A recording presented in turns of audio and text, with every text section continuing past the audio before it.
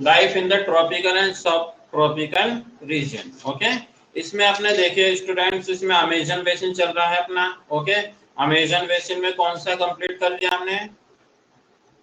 Climate complete है, natural vegetation complete है and wild life complete है। ओके, इसमें कुछ पूछना है आपको?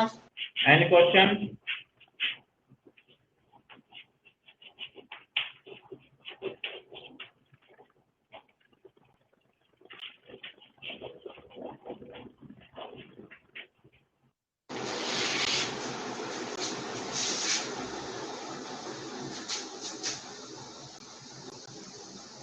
पोस्ड, पोस्ड है क्या? किसने कर दिया पोस्ड? विष्णु आयुषी पोस्ड है क्या? ओके, नूपुर एंड नेहल, फिर आप कैसे पोस्ड हो?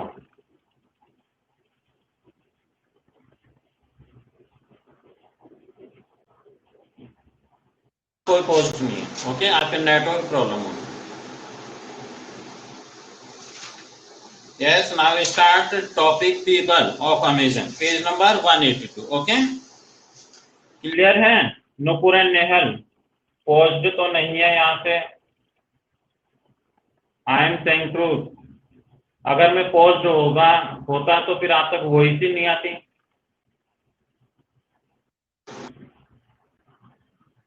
आयुषी, विष्णु,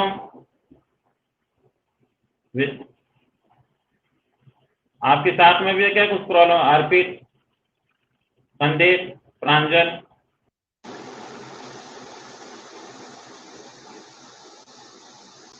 लक्ष्यता। ओके, तो नुपुर आपने ही कुछ वहां पर कुछ वो देखो उसमें जो पोस्ट में जाकर देखो, उसके क्लियर करो, आप उसको रिफ्रेश करो।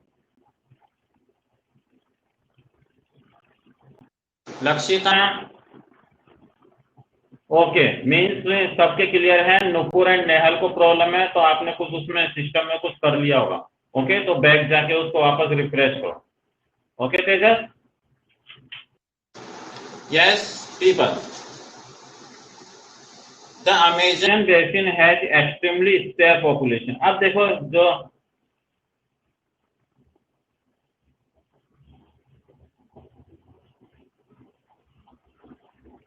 मैं पोस्ट नहीं हूं, ये देखो पोस्ट ऐसे होता है पोस्ट। ओके, तो अमेजन बेसिन है, तो वहां पर क्या है, जो पॉपुलेशन है एक्सट्रीमली क्या है? स्पर्स है। स्पर्स का मतलब क्या है? बिखरी हुई है या कम है। Okay, the reason is that the thick and wet forest of Amazon are not very suitable for habitation. अब देखिए वहां की पॉपुलेशन क्या है? स्पर्स है। स्पर्स का मतलब क्या है? ऐसे नहीं कि वो कुछ अलग तरह के, मीन्स वहाँ जो लोग हैं उस फॉरेस्ट में वो दूर दूर रहते हैं, बिखरे हुए हैं। ओके, ऐसे एक ही जगह नहीं रहते। और उसका रीजन क्या है? बिकॉज वो जो फॉरेस्ट है काफी डेंस है, काफी घने हैं, तो उसमें नॉर्मल पीपल नहीं रह सकते। इसके अलावा वहाँ का जो क्लाइमेट है वो भी इतना सूटेबल नहीं है। बच्चों, लाइट गई मेरे यहाँ पे।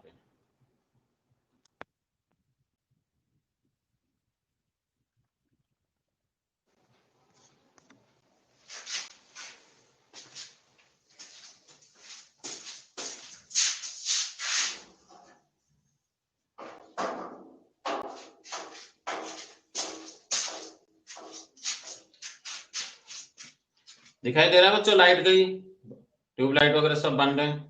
ओके, तो वहां पर जो पॉपुलेशन है काफी स्पर्स है, काफी दूर दूर है, बिखरी हुई है। Okay, life is very difficult over there in the present conditions. और वहाँ की जो कंडीशन है उसके अकॉर्डिंग वहाँ की जो लाइफ है वो काफी ज्यादा डिफिकल्ट है, बिकॉज वहां पर फॉरेस्ट है, वाइल्ड एनिमल्स हैं।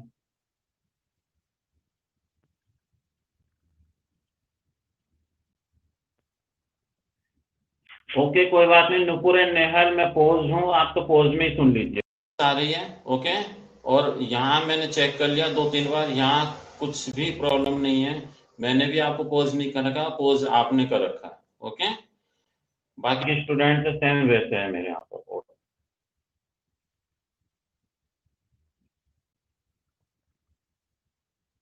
उपलब्धि, आपके पास में कुछ प्रॉब्लम है क्या?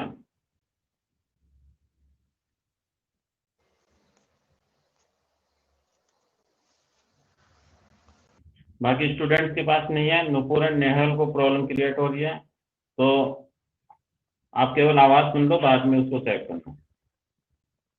वहाँ की जो पॉपुलेशन है क्या है इस पर से, और वहाँ काफी प्रॉब्लम होती है में, बिकॉज वहाँ का क्लाइमेट या फॉरेस्ट इस तरह के। The core forest areas are inhabited by tribal people. They make their living by hunting, gathering food और practicing shifting cultivation.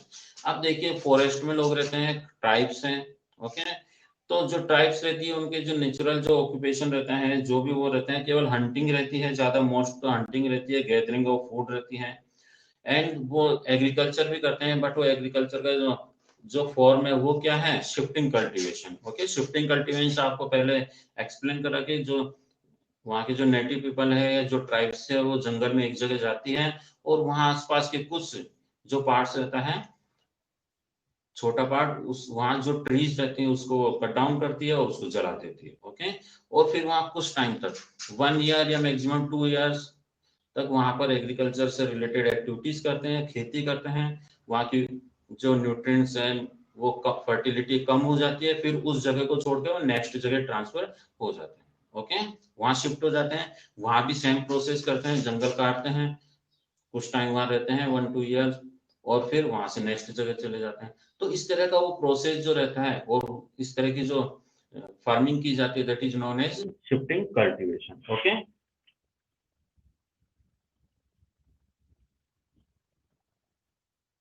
लाइट तो ऑफ है स्टूडेंट्स, यहाँ पर लाइट आ ही नहीं रही। ओके, आयुषी लाइट नहीं आ रही, यहाँ पर लाइट गई, इसलिए कुछ प्रॉब्लम हो रही होगी।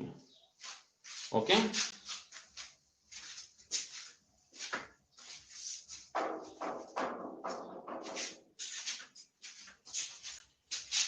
क्योंकि यहाँ लाइट गई, और लाइट अगर मैं गेट बंद कर दूंगा तो बिल्कुल काफी अंधेरा हो जाएगा, तो मैंने गेट खोल रखे,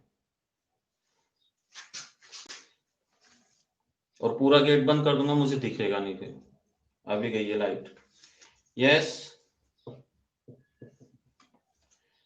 तो वहां के लोग क्या करते हैं, वहां के लोग शिकार करते हैं, हंटिंग करते हैं, ओके, और शिफ्टिंग कल्टीवेशन करते हैं। Usually people live in huts. अब वहाँ के जो नेटिव पीपल है, जो ट्राइब्स है, वो कहाँ पर रहेगी, हट्स में रहेगी। परमानेंट तो सेटल नहीं हो सकते, बिकॉज वो क्या है, वो ट्राइब से उनका कल्चर ऐसा कि वो एक जगह नहीं रह सकते। उनको जो फूड है, अपना जो उनका फार्मिंग है, ऑक्यूपेशन है, उसके लिए उनको मूव करना ही पड़ता है, एक जगह से दूसरी जगह उनको जाना ही पड़ता है, इसलिए वो परमानेंट हाउस में नहीं रहते। These are made up of thatched roofs. Thatched means होता है घास फूस, इनके जो रहते हैं उनकी वो उनकी छत बनी हुई रहती है। To avoid waterlogging, the entire village is built on a higher ground. अब देखिए वहाँ रेनफॉल काफी ज्यादा होती है, तो उनके घरों में बरसात का पानी वगैरह नहीं आए, इसलिए नॉर्मल जो प्लेन से जो ऊपर की जो जगह रहती है, थोड़ी हाइट पर रहती है, वहां पर वो क्या करते हैं, वहां पर अपनी झोंपड़ियां वगैरह या हट्स बनाते हैं। To protect them from water and lurking animals. इसके अलावा जो जानवर रहता है उनको भी, उनको डर रहता है, उनका है ना, हमला वो करते हैं, इसलिए भी उससे बचने के लिए वो जो हाई प्लेस है वहीं पर अपना घर बनाते हैं। पीपल और Amazon built their houses on raised stilts. Stilts means क्या है, जो ऊंचाई की जगह थोड़ी स्लोप वाली होती है ना, तो इस तरह के वो घर बनाते हैं वहां पे। They also clear patches of the forest where women grow pineapple, bananas, yams and manure. वो आसपास जंगलों को काटते हैं, पेचेस में से वो होता है कि क्लियर कर देना। ओके, जो घास फूस या छोटे प्लांट्स होते हैं उनको क्लियर कर देते हैं, वहां पर इनकी खेती करते हैं। Cerebrius are those people who gather latex from rubber tree in the forest. अब देखिए सेरिब्रियस कौन लोग होते हैं, वो लोग होते हैं जो कि जो रबर ट्री रहते हैं उससे लेटेक्स, यानी वहां का जो उसमें से जो वैक्स टाइप जो निकलते हैं, लिक्विड जो निकलते हैं, उसे कलेक्ट करने वाले लोगों को सेरिब्रियस कहते हैं। Okay, cassava is the staple food of the tribal people. Underline कीजिए, वहां की जो स्टेपल फूड है वो क्या है, कसावा। कसावा क्या है, जैसे अपने यहाँ पर जो टर्निप खाते हैं, उसी तरह की वहां पर क्या रहती है, एक फसल रहती है, और उसकी जो रूट्स है उसको वो खाते हैं। Okay, Certain advanced region of Amazon have better living conditions.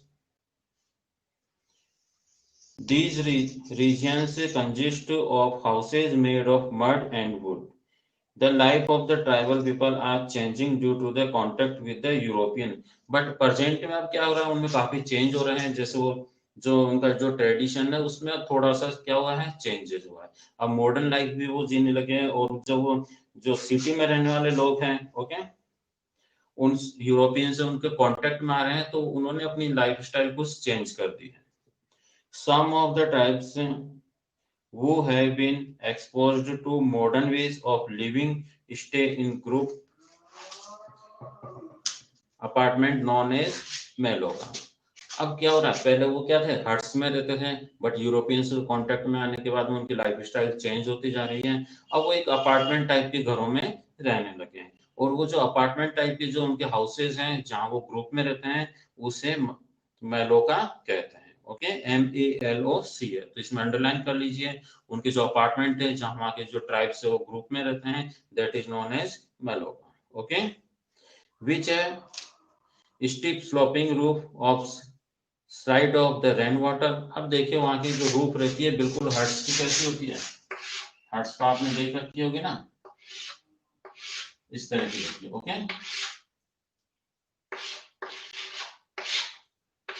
तो उनकी जो रूफ रहती है इस तरह की रहती है बिल्कुल, और इस तरह की क्यों रहती है, जिससे कि वहां जो वाटर है, क्योंकि रेनफॉल ज्यादा होती है तो पानी छतों के ऊपर रुके नहीं और डायरेक्ट वो स्लिप होकर नीचे आ जाए। ओके, इस तरह की उनकी जो रूफ रहती है उससे हम बोलते हैं स्लिट्स।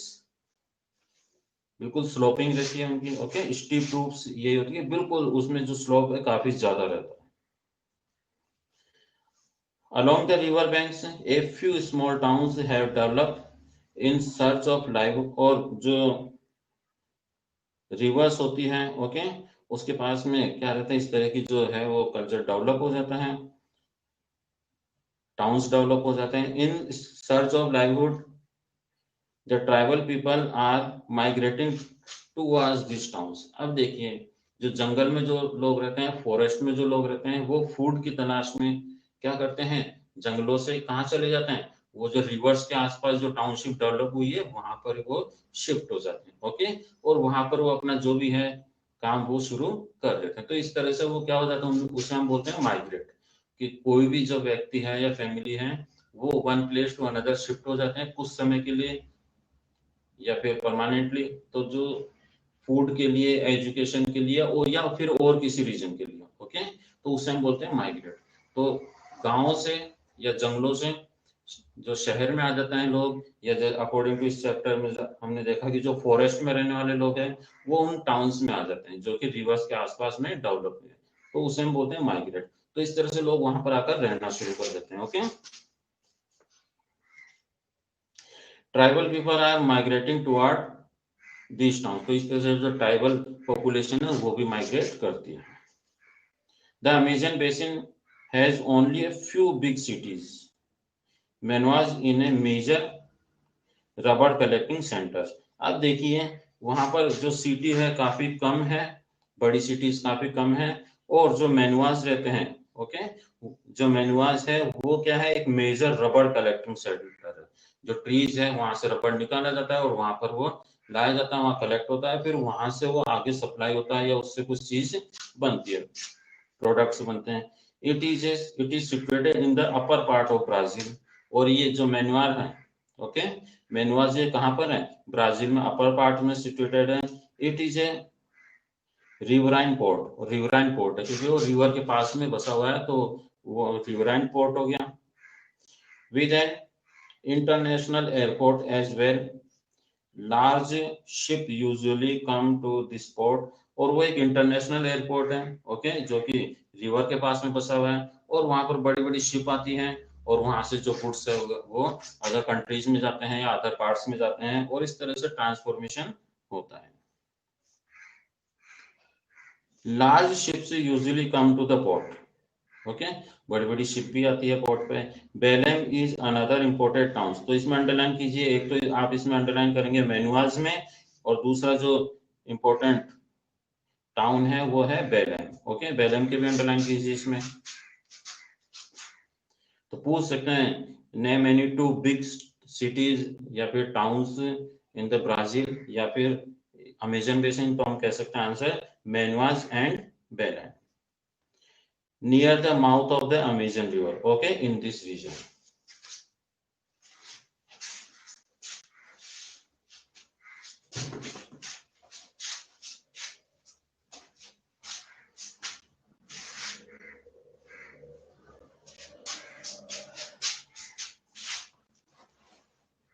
तो ये अमेजन रिवर के पास में बसे हुए हैं, okay.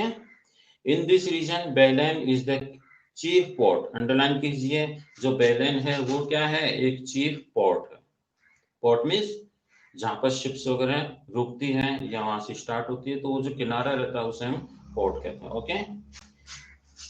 In Peru Iquitos is another important riverine port of the Amazon basin, जो रिवर के किनारे पर बसे हुए रहते हैं उसे हम रिवराइन पोर्ट कहते हैं, ओके। तो कौन कौन से इसमें मोस्ट सिटीज या टाउन्स हो गए, मेनवास तो इसमें मेजर रबर कलेक्टिंग सेंटर हो गया, ये बिग सिटी में आता है। इसके अलावा बेलेन एंड इक्वेटोस ये रिवराइन पोर्ट है, ओके, जो कि अमेजन बेसिन पर बसे हुए हैं। तो ये अमेजन बेसिन अब अपने कंप्लीट हो गया। नेक्स्ट इसमें होगा the Ganga Brahmaputra basin India का, ओके। तो अमेजन बेसिन में कुछ पूछना है आपको तो अभी पूछिए, तो फिर हम न्यू टॉपिक स्टार्ट करते हैं।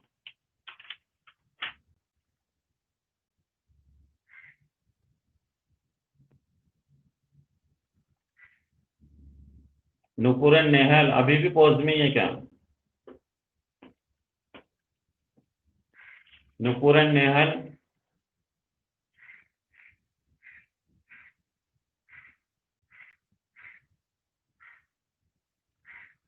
किसी को कुछ नहीं पूछना, कोई डाउट नहीं है?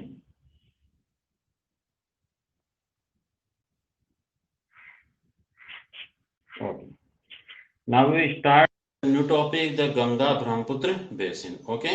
आपको पता है ना कि ये यहाँ सबसे बड़ा डेल्टा बनता है सुंदरबन डेल्टा, हमने आई थिंक लास्ट लेसन में हमने डिस्कस किया था, ओके। एशिया का सबसे बड़ा डेल्टा यहाँ पर बनता है।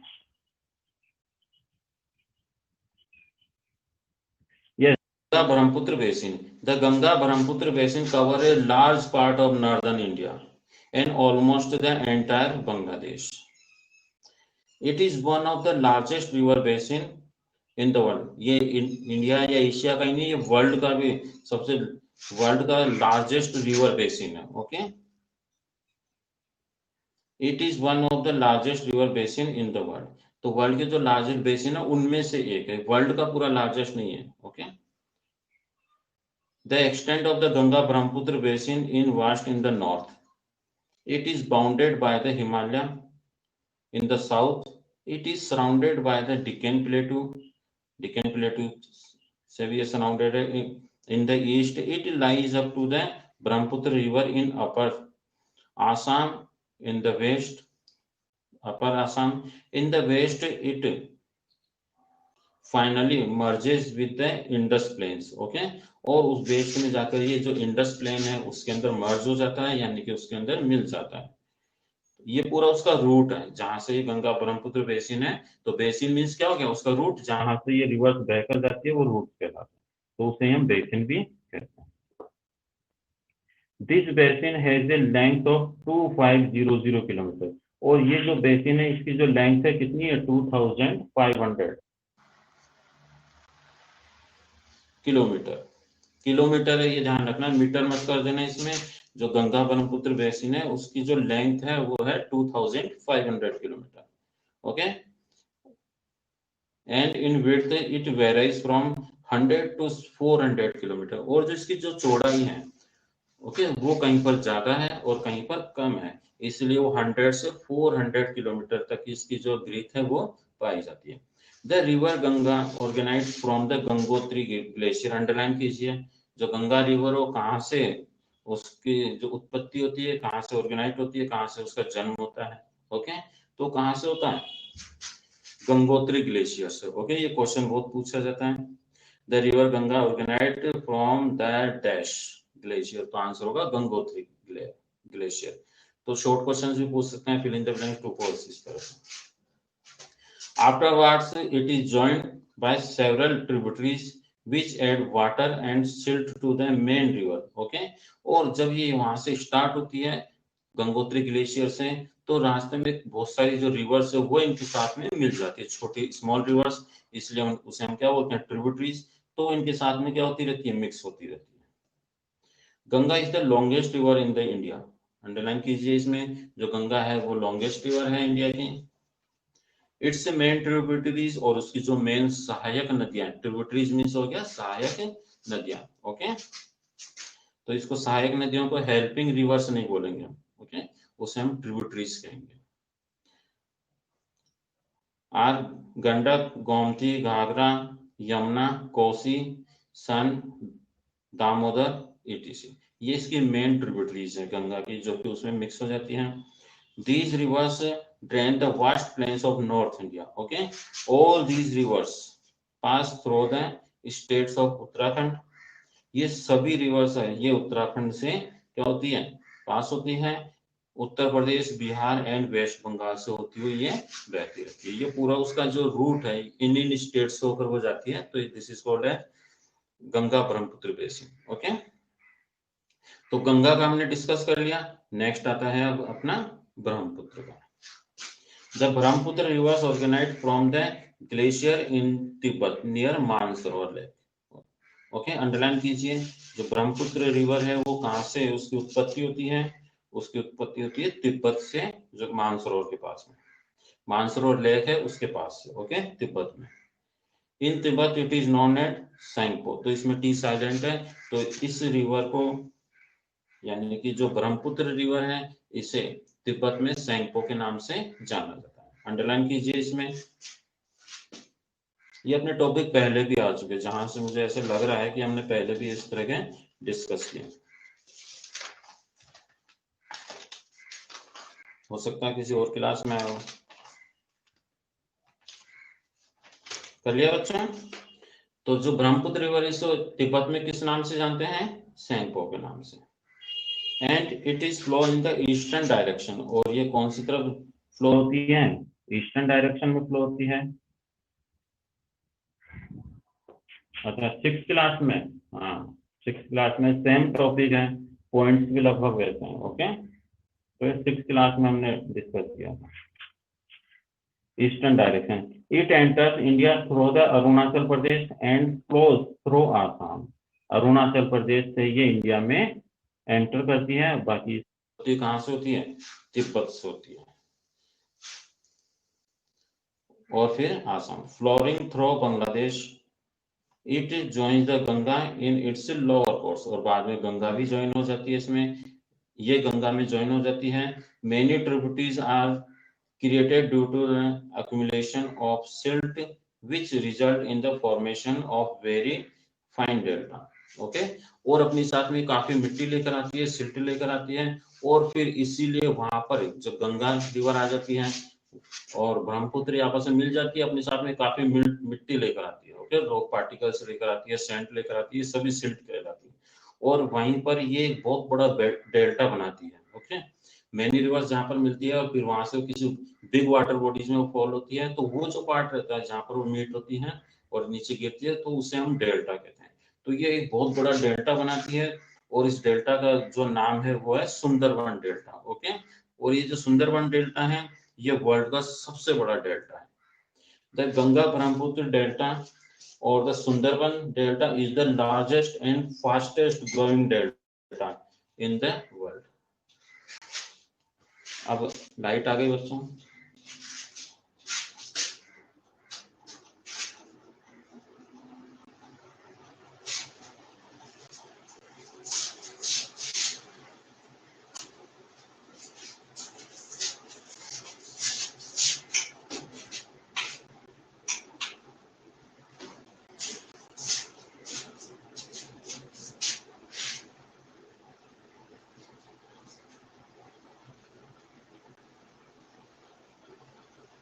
The Ganga Brahmaputra Delta or the Sundarban Delta is the largest and fastest growing delta in the world. Next topic is climate. Okay. The Ganga Brahmaputra basin is located in the subtropical monsoon. अब देखिए India है तो यहाँ पर सब tropical होगा, okay. Equator के आसपास ट्रॉपिकल होता है और जो इंडिया है वो सब ट्रॉपिकल में आता है। तो गंगा ब्रह्मपुत्र बेसिन है, ये सब ट्रॉपिकल मानसून रीजन में सिचुएटेड है। The climate of this region consist of hot summer, wet monsoon and cold winter, okay. तो यहाँ पर जो सब ट्रॉपिकल मानसून होता है उसमें क्या रहता है, जो समर रहती है वो तो काफी गर्म रहती है, ओके, काफी हॉट रहती है। मानसून रहता है वो वेट रहता है, बिकॉज मानसून में यहाँ पर रेनफॉल होती है। और जो विंटर होती है वो भी काफी कोल्ड होती है, ओके।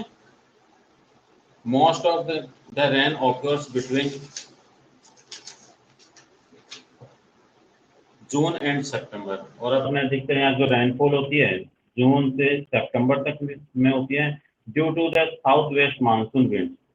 अंडरलाइन कीजिए अपने यहाँ पर जो रेनफॉल होती है जो मानसून के अंदर, ओके, तो ये साउथ वेस्ट मानसून की वजह से होती है, साउथ वेस्ट मानसून विंड्स होती है उसी की वजह से होती है। It experience heavy rainfall of 200 centimetre and, और कुछ पार्ट्स में अपने यहाँ पर 200 सेंटीमीटर तक रेनफॉल होती है, okay. Due to heavy rainfall Brahmaputra basin is one of the wettest region of the world. Underline कीजिए, और जब हैवी रेन होती है तो वर्ल्ड का वेटेस्ट रीजन ये माना जाता है, Ganga Brahmaputra basin. On the other hand Ganga basin receives comparatively low rainfall. Sometimes the rivers of both basins overflow. तो कभी तो यहाँ पर बहुत ज्यादा बरसात होती है, बहुत कम बरसात होती है, लो रेनफॉल होती है, और कभी यहाँ पर बहुत ज्यादा हो जाती है। Sometimes the river of both the basin overflow and cause floods. In these regions, floods are very common features. तो मोस्टली यहाँ पर फ्लड्स ज्यादा होती है, फ्लड मीन्स बाढ़ यहाँ पर ज्यादा आती है, लेकिन कभी ये रहता है कि लो रेनफॉल भी यहाँ पर हो जाती है, okay. Next is natural vegetation. अब आपको पता है कि गंगा बेसिन है यानी कि रिवर है, रिवर फ्लो हो रही है, वर्ल्ड का लार्जेस्ट डेल्टा बन रहा है, ओके। हैवी रेनफॉल हो रही है तो मीन्स वहाँ के फॉरेस्ट कैसे होंगे ये हम आइडिया लगा सकते हैं, ओके। और ट्रॉपिकल एरियाज में ये आते हैं, ये अपने आते हैं ट्रॉपिकल, सब ट्रॉपिकल मानसून में आते हैं। तो यहाँ पर जो ट्रीज है वो डेसिडियस टाइप्स के मिलेंगे, जो पार्टिकुलर सीजन होगा उसमें इनके जो लीव्स है वो गिर जाते हैं, और साल भर ये हरे भरे नहीं रहते, बल्कि एक टाइम ऐसा आता है कि उसमें इसकी जो जो लीव्स है ट्रीज की या फॉरेस्ट में जो भी पेड़ पाए जाते हैं उनकी ट्रीज क्या हो जाती है, गिर जाती है, ओके। तो ये मेन फीचर रहता है, उस समय पता लग जाता है। Ganga Brahmaputra basin consist of tropical deciduous forest, okay. कौन से हैं, tropical deciduous forest. Evergreen forest नहीं मिलेंगे यहाँ पर, यहाँ मिलेंगे tropical deciduous, okay. The important trees found in this forest are sal, teak, bamboo, peepal. The delta region where there is a mixing of saline and fresh water, दोनों तरह के वहाँ पर पानी मिलते हैं, फ्रेश भी मिलता है और सलाइन भी मिलता है।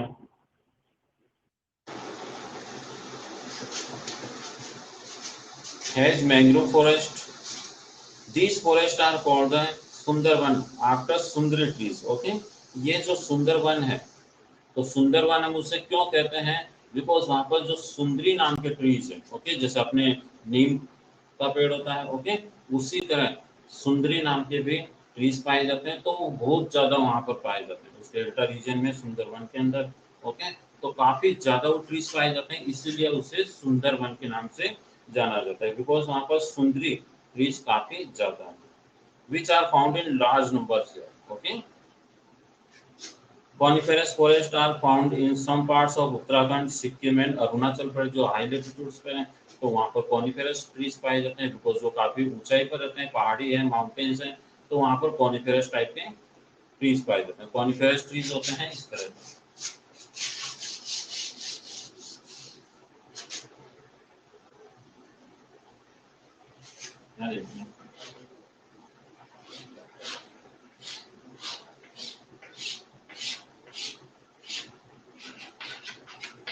इस तरह के आपने ट्रीज देखे होंगे, ओके,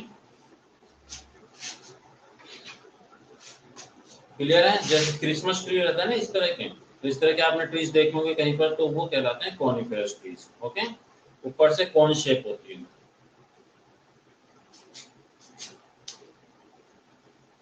तो coniferous forests are found in some part of Uttarakhand, Sikkim and Arunachal Pradesh.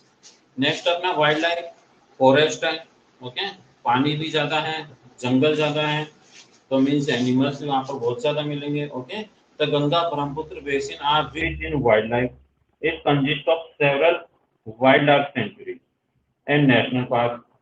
The animals found here are deer, rhinoceros, tiger, elephants, and monkeys.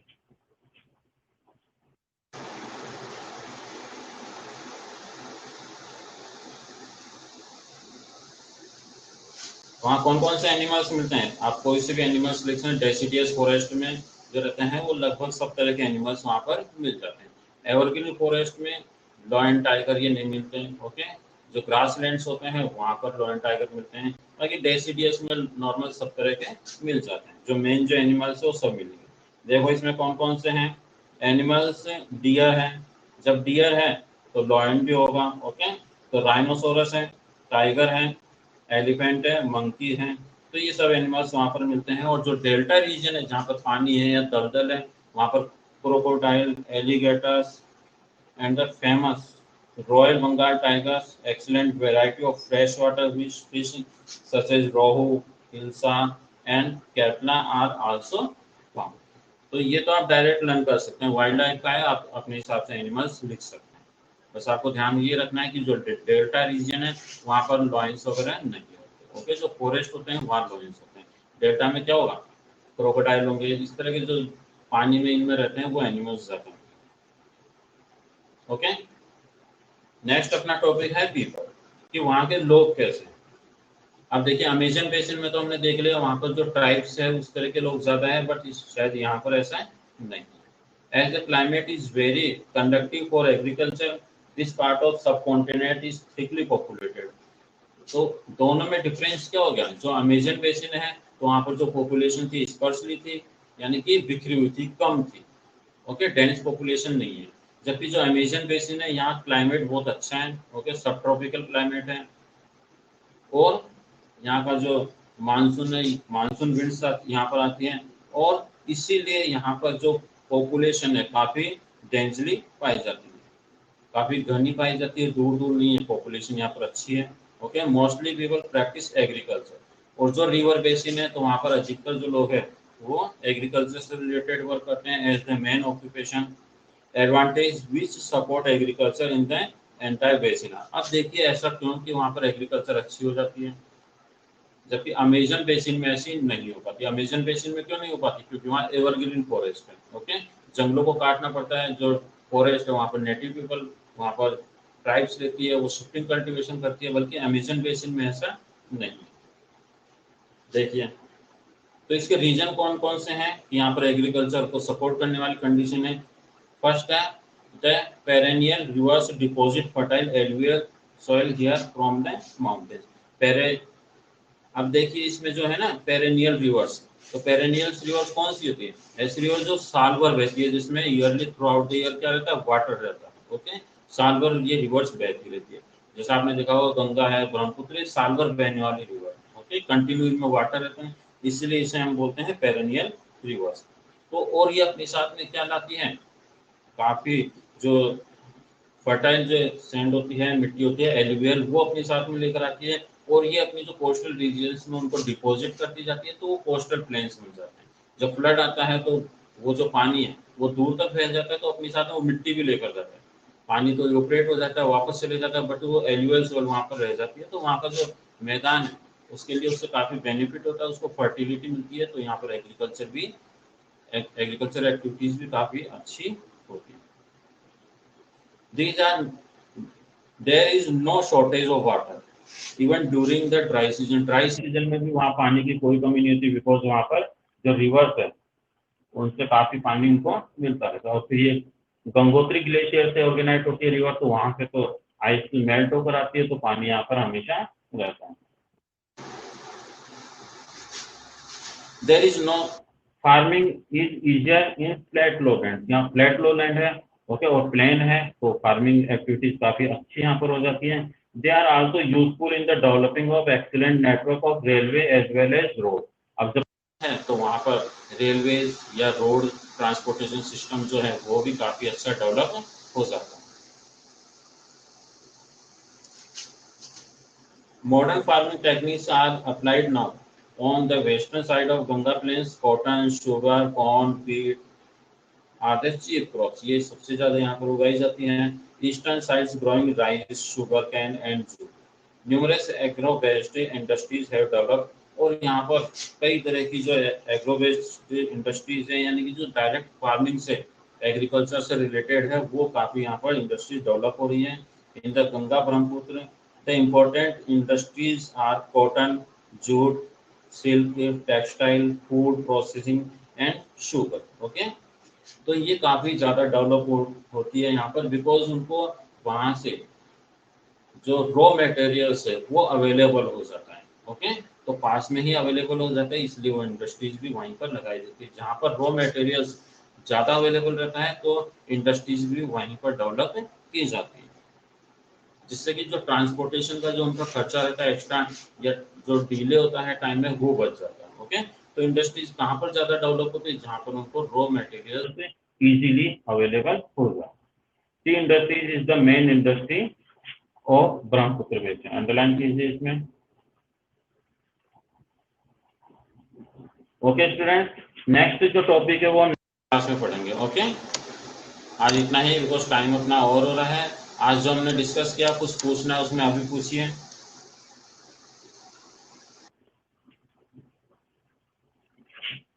कुछ पूछना है बच्चा? नहीं पूछना? ओके. आयुषी, आपको कुछ प्रॉब्लम थी क्वेश्चन आंसर चैप्टर 9 की, या कुछ? आयुषी, चैप्टर 9 के एक्सरसाइज सेंड करनी है, वो मैं सेंड कर दूंगा. ओके, और कुछ? ओके तेजस, वेरी गुड. ओके.